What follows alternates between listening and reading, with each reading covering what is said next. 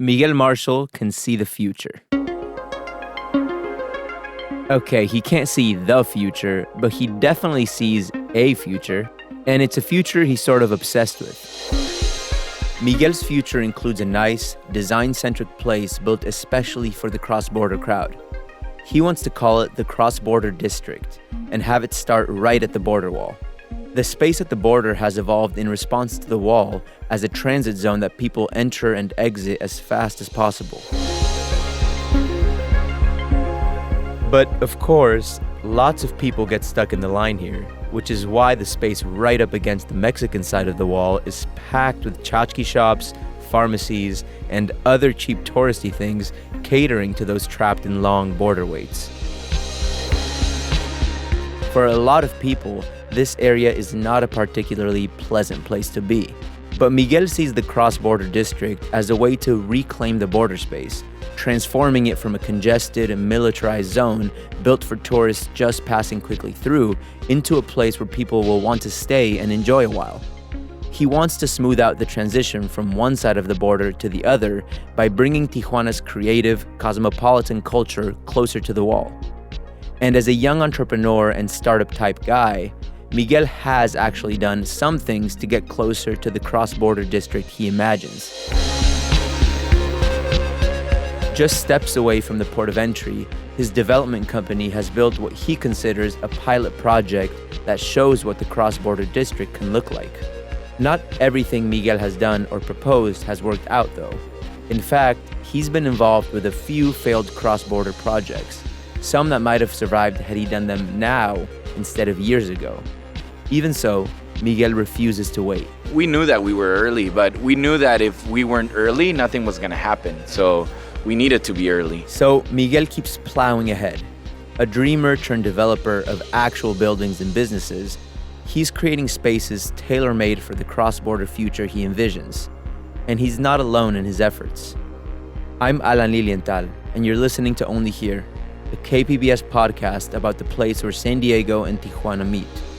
Today, a story about cross-border builders.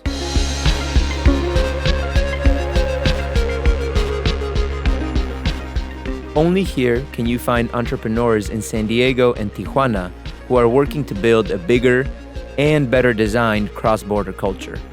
More after the break.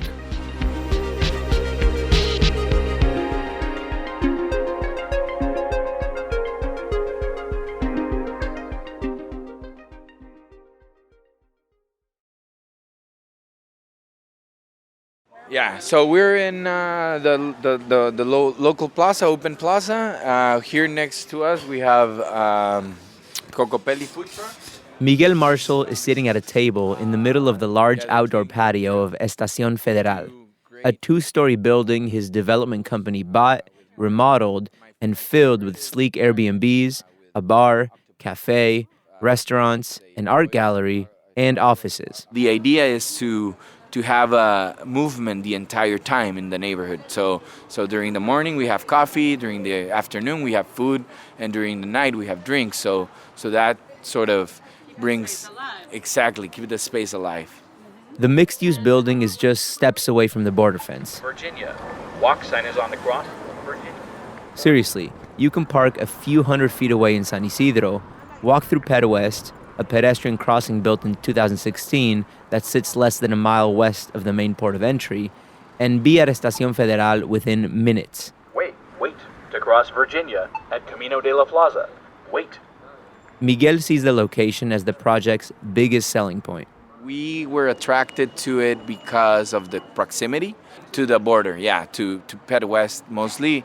And so if we go back 4 years from now, nobody really knew what was going to happen here. But somebody sent to me, knew that I was looking for a property, and they sent me the master plan. They're like, hey, take over, look over the spaces and what's happening in this area. And I was like walking around and just saw for lease or for sale or... Miguel and his wife run two of the businesses in the building, a cafe, and in January, they opened a new cocktail bar called Cereus, where the tagline is... a neighborhood bar serving both sides of the border.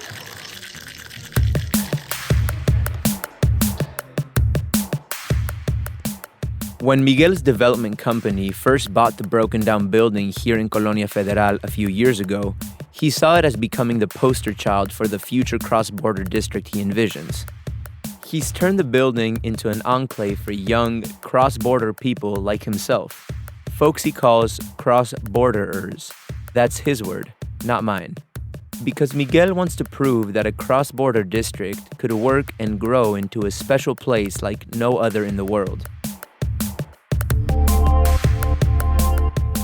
Bringing the cultures together and just creating this new type of third world, third space, it just makes it something that you have to live to understand. So it's the food, the art, the music, the whole region as an entire space or universe. It just makes it something really wonderful that I don't think you get to see in a lot of places in the world. And when I'm here and I'm in certain places, like here in Estación Federal, and I get to see so many diverse communities being in a single space, it just makes me feel that the future is prominent, and that there's this type of lifestyle is gonna be an it thing, I think.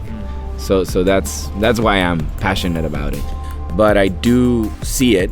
I do see that vibrancy more and more, and people understanding it more and more, and so it's just growing, and it won't. I don't see it stopping. If Trump didn't stop it, no one will. No one will. Yeah. United Cross-Border States of America. But what's it really like being so close to the border wall? Is it an environment that people really want to experience? Miguel says mostly it's easy to forget that the border fence is just a few hundred feet away.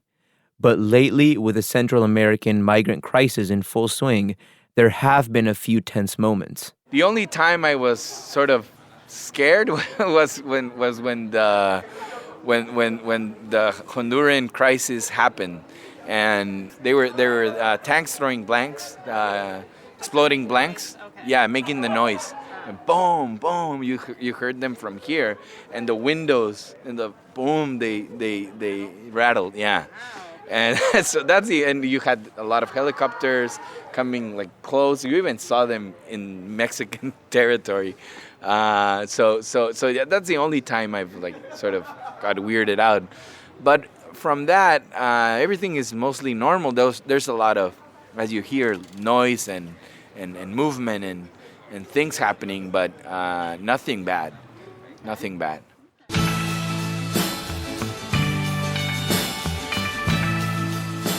Miguel's cross-border obsession is rooted in his upbringing.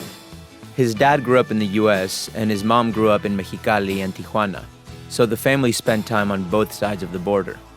His own name is symbolic of that cross-border life. Miguel is Mexican, and Marshall is American. Miguel's dad died young. That's part of why he's so focused on building a bigger cross-border culture.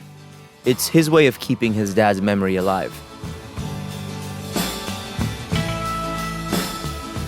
Miguel often talks up the perks of being a cross-borderer to anyone who will listen. He says the obvious advantage, of course, is money. It's a lot less expensive to live in Tijuana, and if you work in San Diego, where you get paid in dollars instead of pesos, you get a lot more bang for your buck. He says it's also a lot less expensive to start a business in Mexico if you have American money behind it. But Miguel talks up the less obvious benefits, too. He says living a cross-border lifestyle opens your mind to new ideas, new life hacks as he likes to call them. Plus, he says the lifestyle expands your personal network by essentially doubling your Rolodex. Of course, crossing the border can be stressful. There are thousands of students and professionals who cross it for school and work every single day. The lines are long, and navigating the bureaucracy isn't fun. But being able to cross every few days or weeks, Miguel says that's the sweet spot. And he's picturing a future where urban and environmentally minded professionals can live a cross-border life without a car and the hassle of the driving line, instead taking advantage of the public transit opportunities clustered at the border. Miguel's plan, though, hasn't panned out exactly the way he thought it would. He's had to pivot. See, Miguel first pictured people renting the apartments in Estación Federal and using Pet West to walk to the trolley and bus stops at the border to get to their jobs in the U.S. He pictured young creatives filling the apartments, people who could work from home in Tijuana sometimes and easily cross into the U.S. to get to their offices when they need to. But that didn't happen. So instead, he turned most of the apartments into short-term vacation rentals through Airbnb. The pivot worked. The rentals are almost always filled by international visitors. Yeah, this is becoming more of a hospitality thing than a long-term place to stay. Oh, really? Yeah, right now we're trying to. More luck with the Airbnb? Exactly, yeah, because of the tourists and people that come for medical tourism and some even locals from Mexicali, Ensenada, all over the place. The commercial spaces have also proved to be harder to fill than Miguel anticipated. So far, he hasn't found a ton of entrepreneurs willing to open a business right next to the border wall. Miguel and his wife decided to step up and open the cafe themselves. They wanted to prove to people that the cross-border district concept works. Miguel did eventually get a businessman to buy into the idea of opening the binational bar at Estación Federal, but that deal fell apart. So he pivoted again, and he and his wife took that retail space over too. We lost like a year. It was all messed up. He didn't finish construction. It was pretty bad experience, and so in the retail side, I've just been like, I want to do the anchors myself, and then bring people around like Cocopelli, who is a really well-known taqueria, and Gianni's Pizza, and just bring them to the table and make the space a common area, yeah, and a place for people to come. Gianni of Gianni's Pizza, by the way, is Miguel's brother. So yeah, he's still working hard to sell local entrepreneurs outside of his family on his vision of this binational space. Despite the challenges, it seems to be working. People from both Tijuana and San Diego are showing up to Estación Federal. We've had always a mixture. It always has been or 50-50 or 60-40, but it always have a big element of people from the U.S. Miguel's efforts to build a more robust binational culture at the border are getting international attention. He was recently featured in the New York Times, and he presented at an event for the World Economic Forum, the big-time international organization that extends invitations to some of the world's most lauded thought leaders. And Miguel's neighbors right here in Tijuana also seem to appreciate the work he's doing. But of course, anytime new development happens, concerns about gentrification or pricing people out come up. And those concerns are especially prevalent when you talk about building space in Tijuana with the express purpose of attracting people from San Diego. Catering to people who make way more money is one of the fastest ways to make real estate prices shoot up.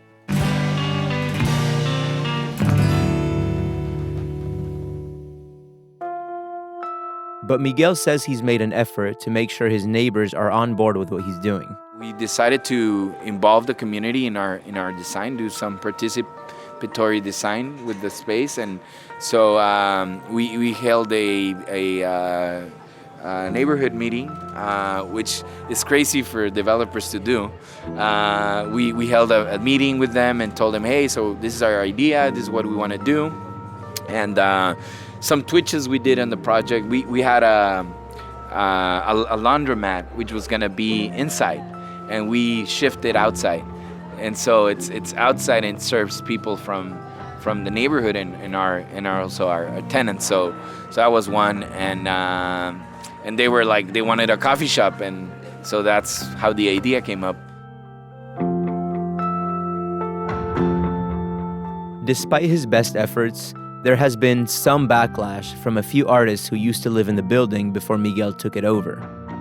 See, Estación Federal has a long history of housing creative folks like famed Tijuana artist Marcos Ramirez R.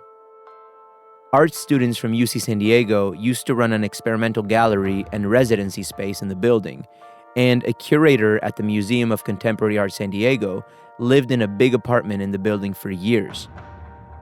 Even our own Only Here producer, Kinsey Moreland, lived in the building years ago. She paid just $250 for an apartment there, and now that same space rents for $25 a night. That's $750 a month. Because of the building's history and comments from some of those artists, Miguel says he felt compelled to include a gallery in the building's new iteration. He also subsidizes an artist residency program by using money made from the short-term rentals. And my other theory is that in Mexico, gentrification takes a little bit more time to catch on because developers and development is not so organized like in the U.S.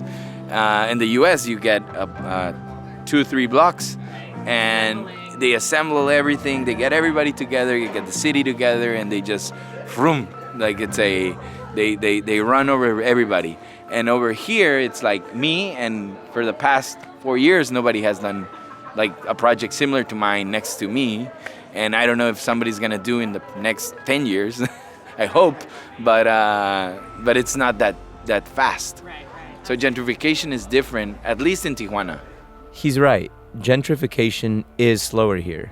But still, some neighbors worry that Miguel's project will, over time, price people out and change the character of this small neighborhood that sits in the shadow of the border fence. Artist Jim Platel told me his big concern when it comes to Estación Federal is how expensive the food, drinks, and rentals are. He says most people who live and work in Tijuana can't afford any of it. I think it's just pretentious, as a place. Sure. I mean, I know people like to go to nice places and dress up, but some of the artist community that I know go there, and it's like, the new place to be seen and all that kind of thing, and that's just not my thing.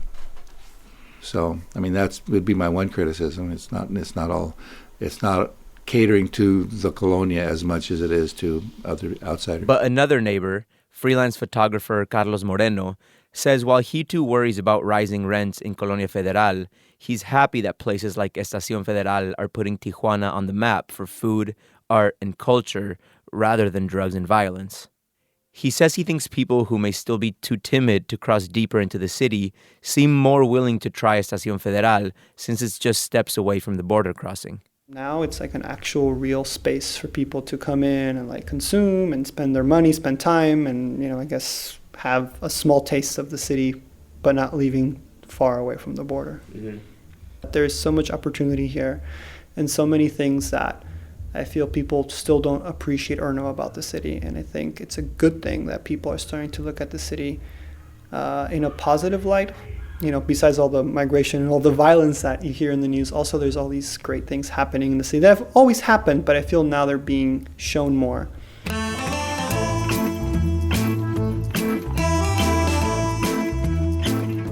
Estación Federal isn't Miguel's first foray into building a space meant to cater to a binational crowd. More on that when we come back. Stick around.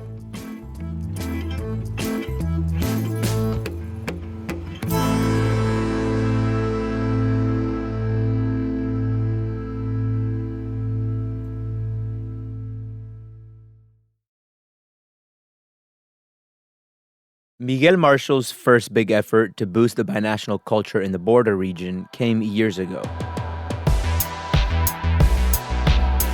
He and his partners got a lease on the iconic brick bus station building right on Avenida Revolucion, the main thoroughfare in downtown Tijuana. They envisioned it as a place where tech companies in San Diego, the Bay Area, and other parts of California would lease space for the Tijuana programmers they'd hire. The past, present, and future of Revolucion is a future episode in and of itself. We are working on it. But in short, this street has gone through a cultural resurgence in recent years. That resurgence is being led by Tijuanenses who are building bars and restaurants meant mostly for locals instead of tourists.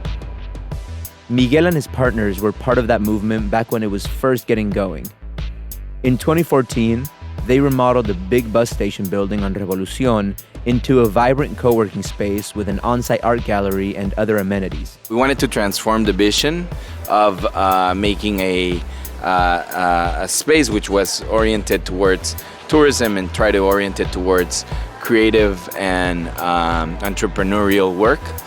And everybody had to sort of reinvent themselves during 2008, 2010, and we had to go like a place where the bad guys wouldn't go, and it was like those dive bars that sort of made it secure. After that, Tijuana just started to evolve. Caesar's restaurant opened, and then we thought, well, there's food, there's party, but there's no workspaces. So let's bring an idea of a workspace, and so we know it's gonna take time to catch on, but it really sparked a lot of people's insight into what it could be, that street. Right now, Revolucion is taking off. About a half dozen large developments are underway. But back then, Miguel was a little too early. The co-working space did attract tech clients from the US like Uber, but it didn't last long. Yeah, it was a little too early, and we knew that we were early, but we knew that if we weren't early, nothing was going to happen. So we needed to be early. The building the co-working space was in was bought and torn down not long after the project opened. So that dream died. Miguel has also played a role in a proposal for a new binational bike lane at the border that never came to be. And he was part of a project that turned federal land near the river by the border fence into an urban farm that employed hundreds of homeless migrants. That project collapsed when the federal government told them to get off the land. Those past projects were pretty idealistic, but he says they were as much about rebranding Tijuana and reclaiming its reputation as they were about actually succeeding. During the short lifespan of the co-working space, people did take notice. Yeah, we were featured in CNN saying that it was a Tijuana from Sin City to technology hub. And that was for me like the whole reason we did it. And that happened 2 months before we sold the contract. So it was like the effort accomplished, like change some perceptions, right? Exactly, which was on our top list.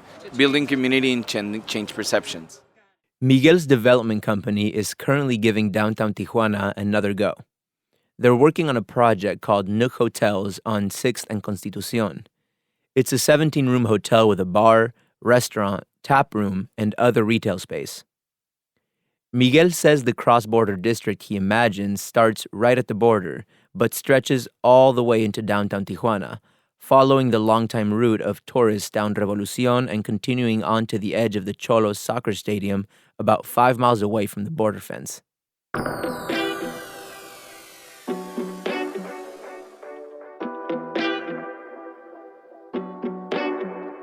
Just down the street from Miguel's downtown hotel is another newish project geared toward the binational crowd and this possible future cross-border district. It's a very design-centric collection of Airbnbs called One Bunk Tijuana. At least where we are today with One Bunk Tijuana, we believed in repurposing the old Hotel Lafayette into a boutique hospitality or accommodation hotel brand that would be able to serve both sides of the border. We have the same brand in San Diego and Barrio Logan and also in Ocean Beach. And then we have this 14 rooms here in Tijuana. And then we'll be building the One Bunk Valle. We'll start construction in like 2 months. That's Greg Strangman, a San Diego developer who's known for buying old buildings in neighborhoods mostly in and around downtown San Diego. His company uses art and design to build and rebrand the buildings as spaces tailor-made for younger, more urban-minded folks. One Bunk is his first project in Tijuana. But like he said, he's already working on opening another project in Valle de Guadalupe, the wine region just a short drive south of Tijuana.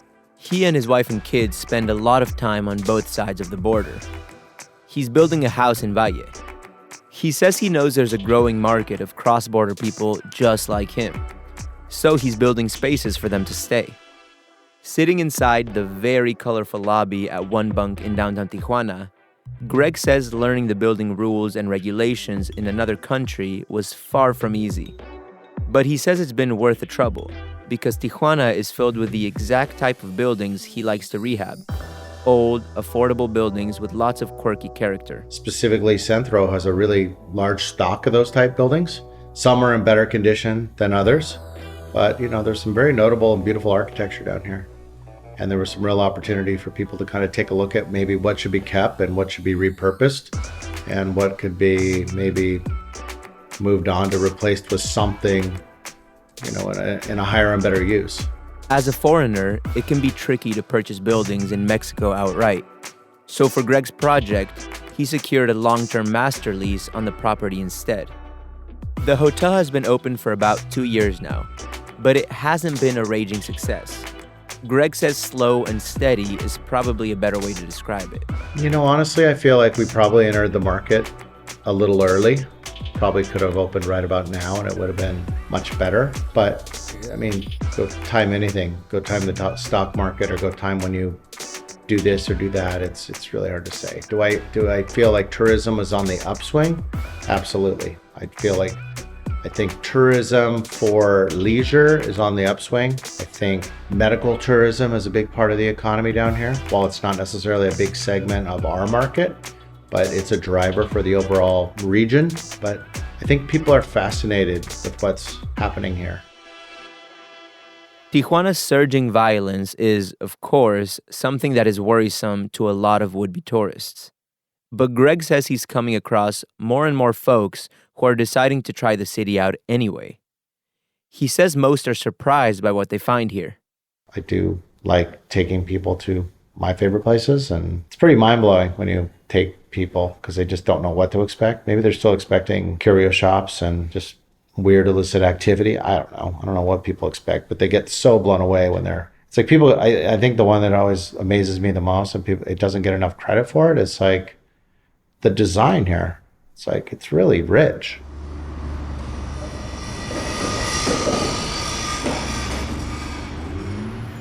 There is a building boom happening in Tijuana right now. The city skyline has changed drastically in recent years as more large condo towers have been built.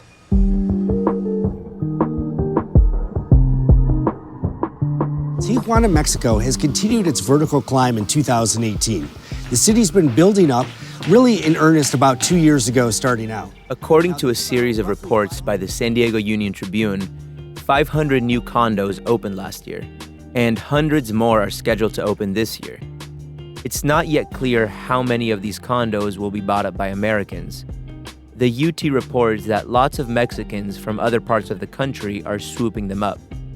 And while there has been tension and grumbling about a few of these new big condo projects because of worries about gentrification and too much of an influx of retiring Americans with higher incomes than many Mexicans, Greg says he hasn't heard any complaints about his hotel project.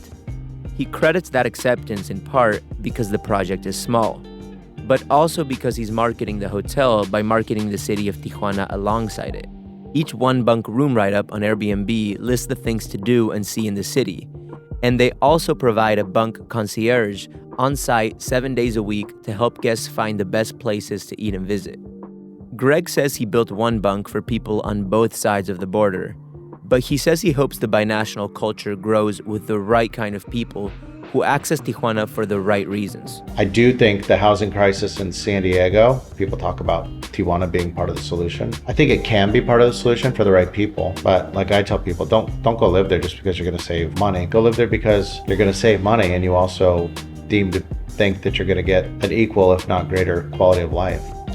Pretty darn cool down here. You live here, That's what makes great cities, is not building Disneyland for the American traveler or the foreign traveler, but building that great city for the people that live here, that have to be here all the time. That's kind of the gist of it, I think. Keep forging forward. It's exciting, very exciting times for Tijuana.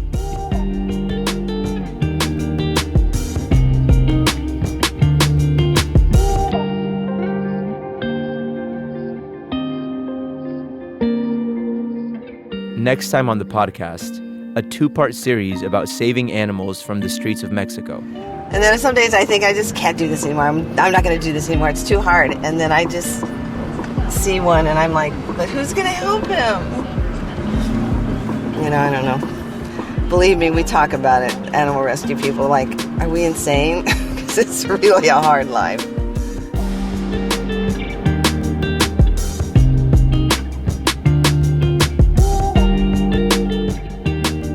Only here will you find a community of animal lovers who've dedicated their lives to saving dogs in Rosarito and Tijuana by finding them homes in San Diego.